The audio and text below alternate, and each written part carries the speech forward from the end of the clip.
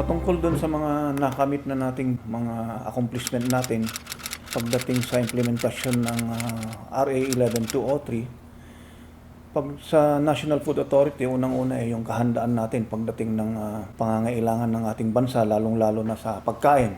Nitong nakaraang taon, naipakita ng National Food Authority ang kanyang kahandaan magmula nung ideklara ang pandemya noong Marso, kung saan lahat ng pangangailangan ng mga pamahalaang lokal na natugunan ng ating ahensya. So even for more than 10 months, tuloy-tuloy pa rin yung pagsusuporta natin para sa pag-ayuda sa mga naapektuhan ng COVID. Bukod dito, naipakita rin ng ating ahensya yung kahandaan natin pagdating din sa mga sakuna. Yun, nagpapakita na under RA 11203 na kung saan yun ang magiging pangunahing role ng NFA, yung buffer stocking.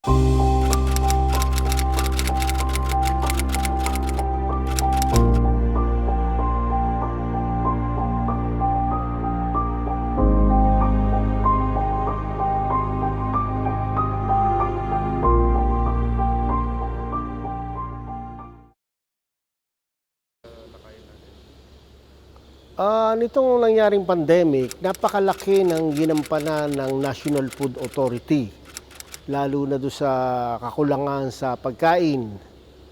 Although nagkaroon ng rice tarification law na nilimit ang kapangyarihan ng NFA, pero nandun pa rin yung suporta natin, lalo na sa mga local government unit, mga government entities. And we are lucky enough na we have a very energetic administrator in the name of Administrator Dansal and the DA Secretary, Secretary Dar. At saka yung mga top brass ng National Food Authority, the directors, the assistant administrators, mga managers. Nag-program sila ng food caravan from Region 1, Region 2, and Region 3 para magkaroon ng enough supply ng bigas dito sa Metro Manila para masuportahan yung pagkukulang. Alam mo kasi dito sa Metro Manila, may hirapan talaga ang mga tao dito kapag wala tayong supply ng bigas. Unlike in the provinces na may other substitute rice. Kapag nagkaroon ng natural calamities or man-made calamities, talagang may hirapan kapag walang supply ang NFA.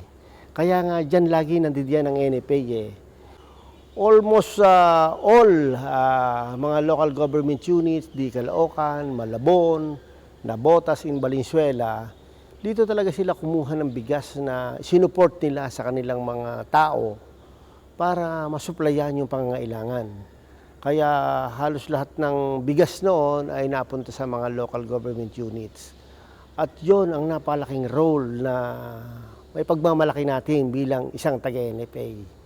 Kaya ang advice ko sa mga susunod na mga uugit, ika nga ng National Food Authority, yung mga kabataan natin, ibigay nila ng buong puso at katapatan yung kanilang pagtatrabaho.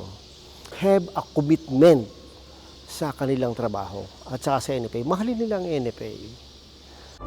Ako, si Ernesto Lindo, taga-NFA ako. Taga-NFA ako. Taga-NFA ako. Taga-NFA ako. Ako si Richelle Galindo, taga-NFA ako. Taga-NFA kami. Taga-NFA ako. Ako si Mary Lovely Arlie Gaspi, taga-NFA ako. Ako si Elaine Ilagan, taga-NFA ako. Taga-NFA kami. Ako si Hans Nazareno, taga-NFA ako. Taga-NFA ako. Taga-NFA ako. Taga-NFA ako. Taga-NFA ako. Taga-NFA ako. Taga-NFA ako. NFA ako. Ako si Antonio Lagrimas, taga-NFA ako. Taga-NFA ako. Taga-NFA ako. Taga-NFA ako. Taga-NFA ako. Taga-NFA kami. Taga-NFA ako. Taga-NFA ako. Taga-NFA ako.